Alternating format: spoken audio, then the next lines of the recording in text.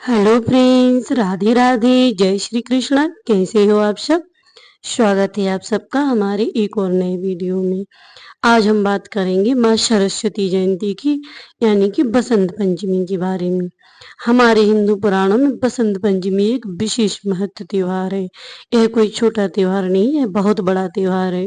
इस दिन ज्ञान की देवी सरस्वती माँ की पूजा की जाती है और मान्यता है कि इस दिन भगवान भोलेनाथ की लगन टीका यानी कि लगन टीका भी हुआ था, इसीलिए इस दिन भोलेनाथ की भी विशेष रूप से पूजा की जाती है। और इसके बाद भगवान श्री कृष्ण की पूजा भी इस दिन विशेष रूप से की जाती है। मान्यता है कि भगवान कृष्ण ने ही माँ सरस्वती की सर्वप्रथम पूजा की थी, इसीलिए आज के दिन भगवान कृष्ण की भी पूजा की जाती है। वृंदावन में भी इसे बड़े धूमधाम से मनाया जाता है और वृंदावन में इस दिन के बाद ही होली का त्योहार आरंभ हो जाता है। तो इस दिन भगवान श्री कृष्ण को कलर का बेल लगा सकते हैं और उन्हें रंग बहुत प्रिय है। भगवान श्री कृष्ण को होली का त्योहार भी बहुत प्रिय है। तो वृंदावन में इसी दिन से होली का त्योहार प्रारंभ हो जाता है। इस दिन लड्डू गोपाल की पूजा पीले वस्त्र पहनाकर की जाती है, पीली मिठाइयाँ अर्पित की जाती हैं और माँ सरस्वती की भी पीले पुष्पों से और पीले वस्त्र पहनाकर पूजन किया जाता है।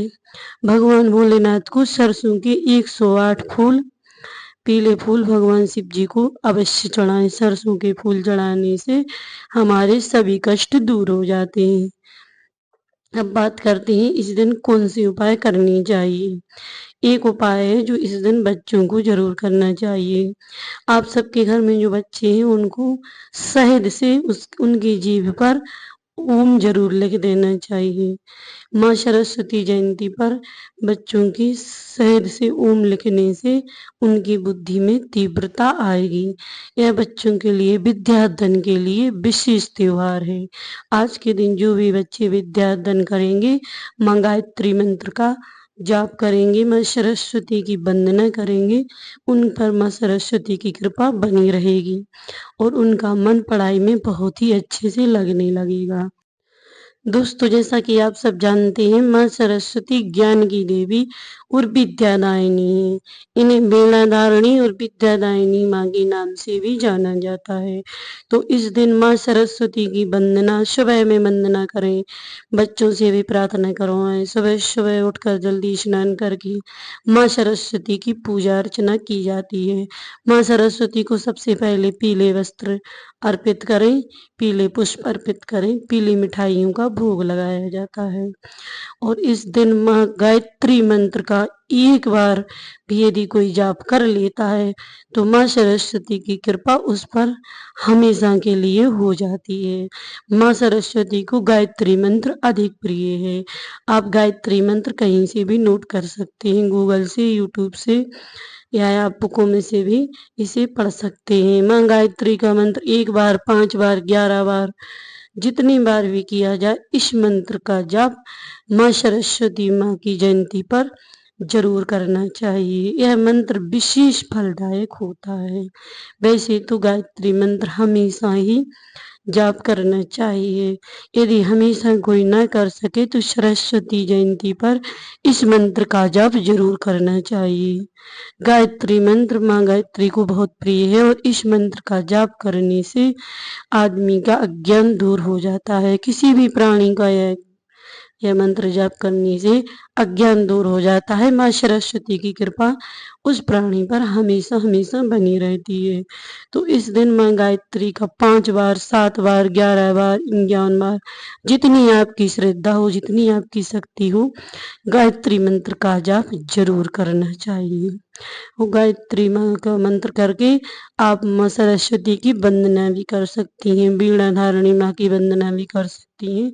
बहुत सी वंदनाएं हमारी माँ सरस्वती की को समर्पित है। आप कोई भी वंदना माँ सरस्वती की कर सकती हैं और इसके बाद माँ सरस्वती से अपने बच्चों को विद्या बुद्धि प्रदान करने की प्रार्थना कर सकते हैं। इस दिन की पूजा फल का विशेष महत्व होता है। आपके बच्चों को माँ सरस्वती विद्या जरूर प्रदान करेंगी। जिन बच्चों का पढ़ाई में मन नहीं लगता है, जो बच्चे कमजोर हो, उन्हें गायत्री मंत्र का जाप जरूर करवाएं और उनकी जीभ पर ओम शहद से ओम जरूर लिख दें, तो माँ सरस्वती की कृपा उन बच्चों पर ही हो जाएगी। माँ सरस्वती की महिमा वेद पुराणों में वर्णित है। माँ सरस्वती की महिमा गोस्वामी तुलसीदास जी ने भी रामायण में वर्णित की थी। माँ सरस्वती की विद्या की बुद्धि देने से ही गोस्वामी तुलसीदास जी ने रामायण जैसी ग्रंथ की रचना की थी, और वे महर्षि वेद व्यास जी ने ही माँ सरस्वती की प्रेरणा से सब ग्रंथों की रचना की थी। जिस पर माँ सरस्वती की कृपा हो जाती है, एक बार वह बुद्धि प्रदान कर देती हैं, तो वह इस दुनिया में इतिहास रच देता है। उसके लिए कुछ भी दुर्लभ नहीं है। माँ सरस्वती की कृपा उस पर हमेशा के लिए हो जाती है, क्योंकि माँ सरस्वती को विद्यादायिनी, ज्ञान की देवी, वीणा धारिणी, हंस वाहिनी माँ कहा जाता है। तो ऐसी है हमारी माँ सरस्वती की महिमा। माँ सरस्वती जयंती की आप सभी को हार्दिक शुभकामनाएं।